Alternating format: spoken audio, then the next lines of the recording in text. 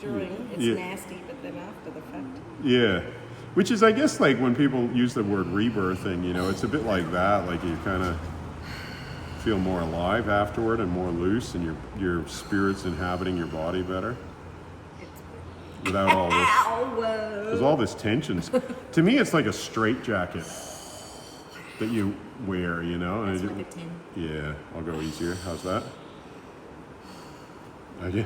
Like I'm literally like look at The pain. Oh, it's I like know. Going straight Oh, up. yeah. Oh, can you just touch my toe? Definitely more empathy for all of them. She's not gonna look at those videos the same way ever again. You know, I feel she's gonna be, oh shit, I fucking. You know. I understand. I understand. I understand that. Yeah. Okay, so this is gonna be poor kind of bastards. intense. Yeah, exactly. Remember, I was saying your little toes kind of messed up. Yeah. For want of a better word. We have more words in Australian. I mean, Australian language has some very good, yeah. Australian language tends to be quite colorful, you know?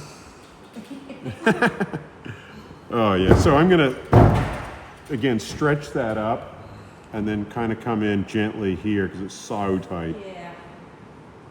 And then just start Doesn't feel gently though. Yeah, I know, but you can.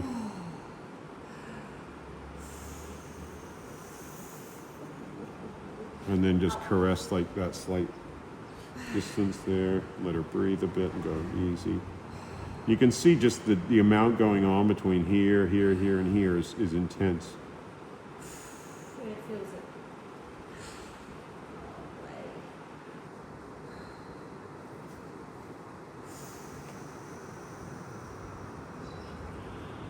So I'm doing that diagonal as well, just to see how much tension's in there. Quite a bit. Sorry. Oh, that's it. Feel free to make whatever noises you want. It's just because it gets just that so far that it is that threshold that just goes. Yeah. That's right. And I'm trying to get. I'm working you now, like kind of near your threshold, so that I can get maximum results. But you know, sometimes if we go above, we just got to moderate that and go a little bit lower, or go slower, so that we allow your breath to catch up. Because if the breath doesn't catch up, it gets more overwhelming. So I'm even going to go so gentle now. I'm not even supporting the back. Support a little bit with that area there, but she's so charged in here. I'm going a bit deeper, but I'm hitting her threshold, so I can ease that pressure off. Almost to the point I'm just sort of holding it there, letting her breathe.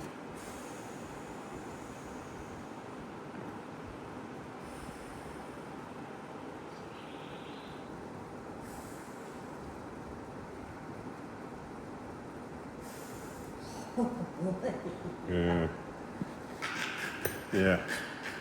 We'll let her have her toe back for a minute, you know? That's because it shot it straight. Oh, yeah. It just shoots it straight. It's so tight that as that releases, oh no, believe me, I understand. Holy. My foot feels dead. Like, what the hell did you do? Yeah. Where have you taken me? But I like it at the same time. Yeah, that's exactly. I think that's what it's doing. Yeah. Like, I never had anything like this. Sure. Yeah. But it's like hell, but then I feel so good. So now I'm just coming in that back. Again, this is like what I'd call a first run over, just to sort of do each of the areas on her toes. Let her feel what's going on, and I get a much better idea of what's going on, how stubborn some of the toes are, and the tension, and yeah. But that little toe definitely is tight. And I'll just come back and see which toes are going to move. Now I can get some broader tools. Just like there's no way I've loosened her toes, but I've got 10 or 20% out, which I'm happy. And I might come into her foot just to give her a bit more with the deeper toe. Yeah, a break. Bottom little toe band is extremely tight as well. So I'm thinking about using a broader tool like that to get in there. 10 or 20% out further up. But if I've only got 10 or 20% out of the toe, I'm not going to get 100% out. Okay, No. so I just whatever. When I start going deeper into the bands or following them down, I'm not expecting to get full releases if I haven't released there. But I may as well take out that 10 or 20%. It's kind of like I was talking about the analogy of cleaning a window. Sometimes you got to get some layers of dirt off to be able to see what's more stubborn. Yeah. And so that's what I want to do here. Nothing. I'm not trying to go for perfection. I'm just trying to get some layers of the dirt off. Took you 48 years to get this foot this tight? Yeah, so it's naturally going to take Yep. time to release it. Mm-hmm. It cannot be done in one day. No, not usually. I mean, I probably could, but I don't think you could. Yeah, no. Yeah. Not yet. Yeah, I could get very enthusiastic and get into it, but no, it's not. It's so, like I said, we're working at the pace that your breath can handle, Yeah. and your body and your mind, and you got to be willing. Like if there's emotion held in there that's anchored in here, you also got to be willing to look because it'll come up. Oh, okay. This is like a truth serum. Yeah. Right, it's kind of like, and if you're not ready for that, then you're going to resist it, you know, okay, and you'll yeah. just go, oh, I don't want this, you Yeah. know. Okay. So, not that I'm saying that I don't think you're like that, but I'm just saying for a lot of people are. Yeah. So, yeah. So just coming in again, just coming into a little bit more into here. Yeah, it's just so it's so tight back there. So I'll just do moderate pressure here Moderate. with this. Sure. Yeah, I won't. That's so tight that I kind of. Yeah, I might even just use my fingers because you're getting so dramatic. I am so dramatic. I know. I can feel it. Oh my God, it is so dramatic. Oh dear. Yeah.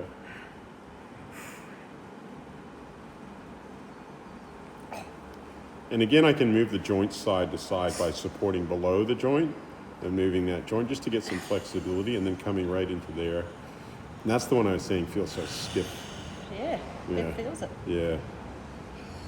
But just getting that opening rather than let it calcify or whatever the term is and become stiff, you know? Yeah. You don't want stiffness. And a lot of people think stiffness is part of aging. It's kind of like, oh, well, I'm just getting old. Yeah. It's like, no, you are getting old, and yes, we have natural things that are that's right. associated with aging. Yeah. But there's the aging of the body and there's the aging of the tension, and they're not the same, because if you get your tension out, then you're not going to have aging of tension, you're just going to have the aging of the body. Yeah, that's right. Which means usually that the body will live long, you'll be able to inhabit it for a longer period And of be able time. to be more And more comfortable with more it. mobile. Yeah, exactly, Yeah. more mobile, and Yeah. you know, because they always say once you lose your mobility, it's downhill, you know. And your mobility is associated with your feet, Yeah. you know. So, 100%. you know what I mean? So we got to keep your feet, get rid of all this tension, and you're going to feel amazing, Yeah. you know. And yeah, it might take It's 10 just hours. getting there. It's just getting there. It's just getting there. There's that slight feeling of discomfort during the process. Oh, if you a notice slight. that, yeah. Slight, you reckon? I'm not sure if you noticed it. Yeah. But there is, you know, it can be there. It's not in Slight is everybody. not the word that That's I right. use. Yeah. Not even close. Yeah. I'll give you my dictionary later. I've Gentle. got the dramatic book. That's right. Yeah. All right. So we're starting to get there, and again, I can come in and just start to now. So as I was saying with reflexology, to me, I start with the toes. Yeah. And if I've got the toes loose, then I can start to move this trapped energy from the toes upward. If I don't have the toes loose, then I come in here and it's anchored here. It's just not going to shift. It's just going to be more like an uncomfortable. So how I describe good and bad pain. Good pain is where I'm bringing awareness to an area, but you're able to breathe into it and release it. Bad pain is where you're bringing awareness to an area and you're not releasing it. Okay. There's other forms of bad pain, like you know, but that's, you know, But like yeah, if that's I, right. yeah. So if I come up and I start working in here and it's anchored in here, and I overwork it here, that's bad pain. Yeah. Because you're not releasing it's it from not- the anchor. yeah, that's exactly You know, and you can see how anchored it is between here and here, you know? And even then, it's still quite charged. And once this is loose, this won't hurt. Well, I hope not. Yeah. It does now. Yeah, it does now, because it's tight. Because you've got your 48 years. And we're doing what we call excavation. So we're getting rid of like 48 years worth of tension and wear and tear on these feet.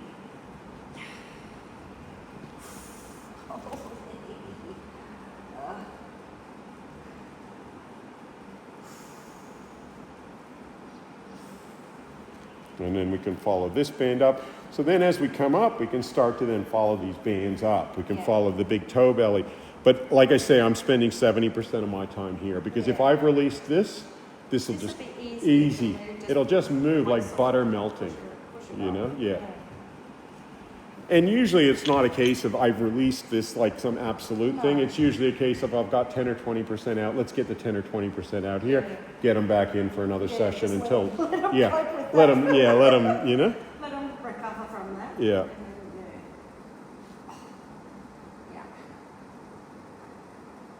And also, like, you know, you've really got a good idea of what's going on each of these toes. You've got a much better idea of your toes, and I've got a good idea so I can plan my future treatment. It's like always the first treatment, I call it the hi, how you going, nice to meet you treatment. And we're sort of toing and froing, and of course it's different, you know, with students of mine, they've got more knowledge. But if you got somebody straight off the street who knows nothing, you know, you've really got to kind of, you got to meet them where they're at. Going straight in and doing that. No, so you ease off 10 or 20%, where it's a little bit uncomfortable, but it's not, you know, you're not working them, you're not going to get as effective, but you're so, but at just to start. That's right. To build it. To build them up. Yeah, to the, but what you are doing is going, oh wow, can you feel that? That's so yes, stiff. I can. So you're building that thing of you've got a problem here. Yeah. See, that's the key thing. Instead of I'm hurting you, it's you've got a problem here. Can you feel that? Because I'm like, wow, that feels stiff. Well, and actually I do that with my massage when I'm massaging people. I'm like, I run my hand over something, I'm like, oh, can you feel that? Yeah. And they go, oh, yeah, I can. Yeah. Even if you know, what you're doing is you're saying, I detect a problem here. And do you know, maybe sometimes they don't feel it because maybe their nerves aren't working. You know, it's quite possible. But mostly you're going, you got to get that person out of that frame of mind. Oh, he's just, wow, that really hurts. He's hurting me. That's a red flag. I never want people to be thinking that. I don't even like people joking about that because I'm not doing this to hurt people because that's implying that I've got some sort of masochistic tendencies, right? Whereas this is hard work. I'm doing this to help people. So what I'm trying to do is go, well, there's a problem here, you know? Yeah, right. And then I want you to agree so that we're on the same page. And then we go, well, okay, how are we going to work to get this loose? Yeah. And we're going to work at your pace. There's no point in me working over it. But there's also, if I go too light, I'm doing nothing. Yeah. Right? You see, so there's that balance. I could be doing this. Yeah. Doesn't hurt. Yes, it does. Really? Yes. Even that pressure hurts? Yeah, that was Wow. hurting. Absolutely. Yeah, Especially there. Like even me just touching it. It's like it feels. Well, you're what I call it, like kind of supercharged in there. But also I want. So what I'm wanting to do is bring awareness that this is a problem, you know, that you don't want to have as you age. Yeah, no, absolutely. Because this isn't going to get better, this is going to get worse. It's only going to get worse. It's going to get worse, right? Yeah. So I want to convey to you the importance of getting rid of tension. Yeah. And that's what I want to, when I'm dealing with a yellow light in particular, which is kind of most people, I need to... They want to feel better, but they could be scared. Because if they're here just to make them feel nice, that's like a sensual massage. That's not really what I do. I'm here to help you get rid of your tension, that's right? Yeah. That's a different field entirely. But what I'm trying to do is help them in the long term. You know, it's not just some short term, ooh, this feels so nice, you know? Like some people have that idea about massage, you know? And that's fine, that's a different field of massage. That's why I want to have the different, because some people just want that time out for just that. It's not even this sort of, it's more like but it's just, I think it's just more the touch and the time out. That's really all it is. Just gives them that permission to just. And that's legitimate. And there's times where I feel like that too, and I don't feel like deep excavation, and I understand that. You just want that. But at the same time, for the long-term benefit of your health, that's exactly right. You should get rid of this tension. 100%. Yeah. And we can do it slow. You're going to keep getting that tension until you get. And it's going to get worse, and then you're going to have arthritis, and you're going to be as stiff as some people are when they age, and you're going to feel like shit. You know. So the question then comes down to also like, okay, how quick do you want to get better? But also, it's my, you know, as a therapist, it's my time as well, right? So I could do this in 20 or 30 hours, or I could do it in 60, but then you've got to pay me for my time, so it's also going to cost more. Exactly. Right? So that's all the things that a person needs to consider. You got to consider it, you know, and it's like, well, no matter what, you're always going to be working only below. A person has a natural ability what they can deal with. Yeah.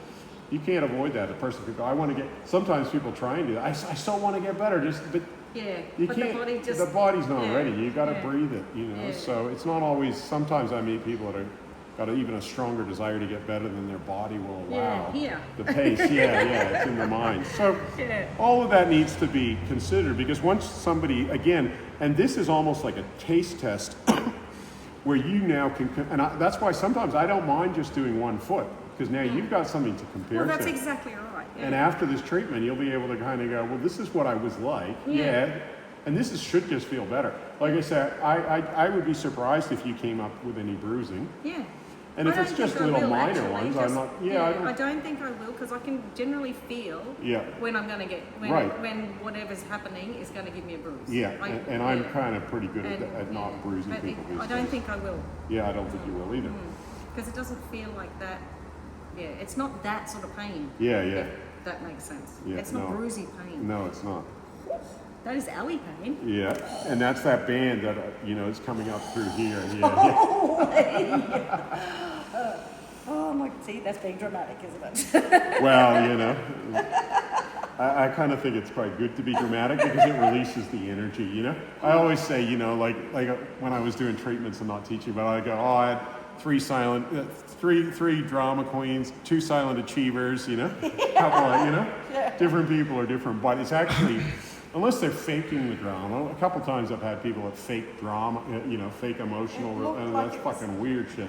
But it just looks really dramatic. Yeah. It looks like it's overdone. Like, Because I don't. Anyway, carry on. Yeah. But it's better to release than because if you hold on, like say you've got emotion trapped that's associated with this tension. If you hold on to the emotion, you'll push back against it. But if you let it out, like if it's anger, you scream, but never take the anger out on the therapist. No, 100%. That's exactly right. That's what I said. I would never would. But no, I encourage people just to scream out, and because I've had a lot of anger in my life, and I'll just scream into the air, or I'll later punch a punching bag or something like that. I don't think I've got. Well, I probably do have anger, but I think I have more sadness. I think it's sadness, and I've got. That's what I detected. Sadness. I've got a lot of deeper. hurt. I've got a lot of hurt from people, but just in general. And I think that's what I feel. Because I'm not an angry person. I prefer to laugh and. I think it's sadness with you. And I have and that's why I went to my healing circle, and it did help me a lot. That's why I think crying is good for you. No, well, crying sucks balls, so because you feel vulnerable. Yeah. And that you've been taught vulnerable, and you're scared of your own vulnerability and all that kind of stuff. And I think I'm scared that I don't know how to stop it. If it starts, because it's out of control. I don't. If it starts, I don't know how I would stop. And so I just go, what? It's not going to happen. No. What will happen is it's a volume thing. It's just like a mathematical thing. You just run out of it. Yeah. It'll go. The experiences will come out, and then you'll just feel clean. Kind of like tears are like windscreen wipers on a car. You know what I call? How funny is that? I call the little spray uppy things. I call them tear jars. Yeah. And eventually your windscreen's clean, but you need a bit of water. Like, you know what I mean? Tear jars. Yeah. That's quite funny. Because it's not just water; it's saline, it's different things that clean. But I think it cleans your vision. Because a lot of the time, after people cry, they feel clearer. In their vision, and in their perspective on life and everything. So I think crying is really healthy. In fact, most people who have studied crying agree that it's very healthy. There's nothing unhealthy about it. It's like the person that came up with the idea, I think, this is how I see it. In particular, in the army and places like, when you think about the British, because the British are like keep the stiff upper lip, and we think we're often, a lot of us are from British culture. My dad is. Yeah. And in Britain, they wanted to keep their army like just obedient, right? Yeah. When you cry, you get in touch with your heart. You actually get in touch with who you really are. They don't want people to cry because they don't want people in touch with their heart. They want the working class to obey the ruling class, especially for soldiers. Because when they colonized everywhere, if the soldiers suddenly went, I don't want to kill that person, then they couldn't colonize, they couldn't control. So if you teach people not to be in touch with your heart, they're much better at being controlled. And that was the difference between, I think, Polynesian warriors and British, even in New Zealand and stuff like that. Like, it's kind of like when you, and then they all come out traumatized, like a lot of the men, right? Yeah, absolutely. From the army. Do. Because they're taught not to trust their feelings, but to trust what the officer, the ruling class. Yeah. And when you think about the monarchy and when you think about the upper class British, they don't have people's best interests at heart. When they invaded, they invaded half the world, right? They invaded India. They outlawed Ayurvedic medicine because they saw it as, they invaded America, they invaded Australia, New Zealand, they just wanted profit and they wanted to exploit the people and take the natural resources, right? They weren't caring about the people so much. I mean, that's why Aboriginal society is so messed up, I mean, they were also quite like fake about their like politeness. That's what I learned about having British. My mom was British, and I was talking to you about how my mom and my uncle had that thing, and a lot of the British politeness stuff is just fake. Even like the way they would poison native people, would they give them a blanket that had smallpox in it. They knew it. You know what I mean? To white people. So a lot of their treaties, That's horrible. Yeah. So that's what I'm saying. A lot of it, but that's where I think a lot of the men shouldn't cry, and they've tried to define who a man is, right? And it's come down through this. You should be like this to be a man, because then we can control you. See, a man or any person, doesn't have to be a man, a woman too. A woman or a man who's in touch with their heart, they're not controlled. And you can't tell me how I should be psychologically. That's exactly right. Yeah. And that's where I think it is, and that's where I think our society is so messed up. And then I think a lot of men have been and women. It's not just men, but it's predominantly with men because of the army.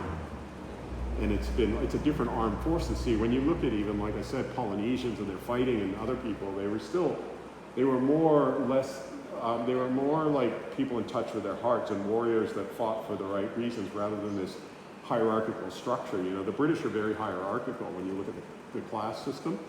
The monarchy, look, monarchy at the head, then you've got the upper classes, and in the British Army, for a long time, to be an officer, it wasn't about being qualified, it was about you had to be in the upper class. So the officers then were in control of what they called the men, right, or the soldiers.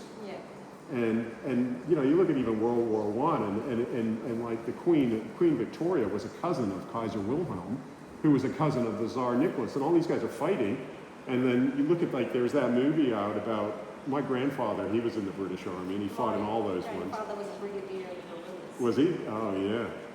And World War I was such a stupid war, and they had that, there's that movie at the end of 1914 where the British and the Germans and the French or Scottish got all together and played a game of football. And they're starting to go, why are we fighting this war? You're a mechanic and you have kids. Oh, show me a picture of your kids. Exactly. But it was the officers then who said, you cannot do that. You cannot fraternize with the enemy, they called it. Because they're their enemy. Because, they're not even their enemy. That's they're right. Their they're their enemy. Yeah, and it's about control. And there's no love. Yeah, it's quite funny because my dad, he was born in South Africa, but he was a Pom. Yeah. And my mum was German.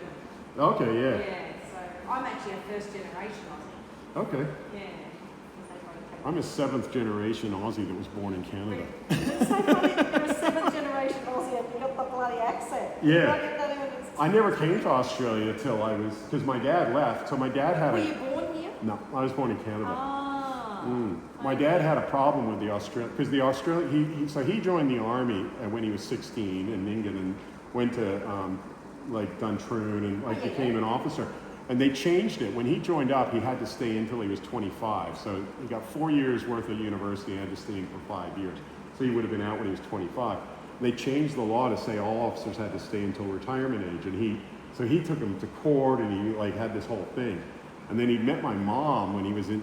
So he was stationed in New Guinea in the Australian Army, protecting against, And my mom was on the flying doctor service. She was a midwife, delivering babies in New Guinea because she was a nurse, and she was more into peace and the Martin Luther King. And so when he did that, he ended up leaving Australia because of I think didn't like how the government went back on his contract. All the other officers supported him, and so they went to into England, and my sister was born there, and then my dad was doing engineering, and my brother was born in Scotland. They only lived there for a year, and then they moved to Canada, and I was born just after they moved there. Lived there until I was 8, so I'm a first generation Canadian. Wow. But then my dad always, like, after 8 years in Canada, he was sick of the snow. Oh yeah, too cold. Too cold, you know. And being an Aussie, you know what I mean? It's like, it's pretty miserable. Completely different. Yeah. And he wanted to come back to Australia, but then we ended up going to Africa and America, and then we came back here when I was 14. So, Wow. so I was influenced by it. But It's good that you've seen everywhere though. Like, yeah, I've enjoyed it. So that's just the way I was brought up, and so I can't identify with one culture. No, Like, that's exactly right. if I go back to Canada, I don't really feel Canadian. Yeah, no, you're not really any. No. You're just a world. I'm just a world. Yeah, that's right. And I kind of just like, and I kind of see good and bad. Like I see certain things that I like about certain cultures, you know? It's the same as these different modalities. Yeah, you just that's take right. This from that one and Bit that of one this and I do that. And I'll just make my own. That's so right. If you, wherever you go, just say, this is now this one, That's and we'll just go there. Yeah. Make our own country. That sounds like a great idea. Yeah, exactly. Like my favorite thing about Australia after living, I moved here when I was 14. I was here for a little while when I was 10, but the whole idea of mateship, you know, where it was kind of people against the government, you know, like mates were more important than government. And back then it was kind of like, even the people in the government had to acknowledge that. They're like, oh yeah, man, she'll be right, you know, we'll let you go. People before rules. But then that's changed. Yeah, it's not like that. It's not like that, and the younger generation don't really embody that. They don't even know about things. Yeah, they don't know about mate, and so it's kind of like, oh, Australian culture is going backward, if you ask me. It's a wonderful thing. I mean, you know, that brotherhood, sisterhood thing. Yeah, and then you've got people my age who, that's what we want. That's it, me too. You care about people. You Yeah. know, you're Before mates rules and government, and now it's like government first and selfishness. So, like, I treat everybody exactly the same. I don't Yeah. care who you are, where you come from. Yeah, and but if you're anti-class nasty, thing, which is, but if I you're like that nasty, too. Yeah. Yeah, so I like that about Australia, but it's definitely more in my generation than it is in the younger ones. Yeah, it's not Australia anymore. Holy moly!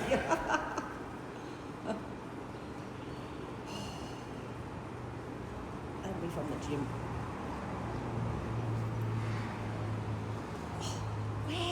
Yeah. Actually, no, I am really, really tight in my hips. Yeah, so these bands. So I'm just following up. They're like cables. Yeah. And again, I just want to take away whatever's going to come away nice and easy. Oh my God. And I'll come back to your leg, give it some It shaking. feels all right down the bottom. Yeah, well, that's because I worked on it for a while, yeah. This will feel better. I was actually thinking about it This while is you're like playing fresh with it. I was tension. thinking, it's still sore, like when you're touching it, but it's Yeah. nowhere near. Maybe it's numb. But No, it's not. It's actually looser. It's actually feeling. Because if I come over here, look at how sensitive you are See, I there. nearly kicked you. Same pressure. Yeah, no, So yeah. this one is not numb, right? Yeah, It's yeah, super sensitive. yeah. It's so, my gosh, feeling these joints now compared to this. Look Oh at my this. God, Yeah, look look at at this. this. I can move her toes like this, and these ones are just like, oh, it feels so tight, you know? Yeah, like that. It's like, oh my gosh. Yeah, no. There's a whole lot more. So I'm going to walk around in circles. yeah. We'll make sure.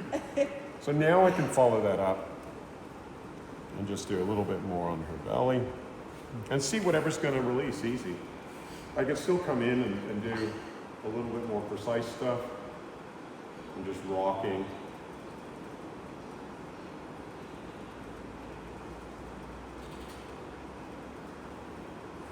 And definitely, I can go in deeper now than I did at the start because I've done that release work on your leg. But again, I'm only anticipating getting 10 or 20% out of here because that's what I got out of your toes.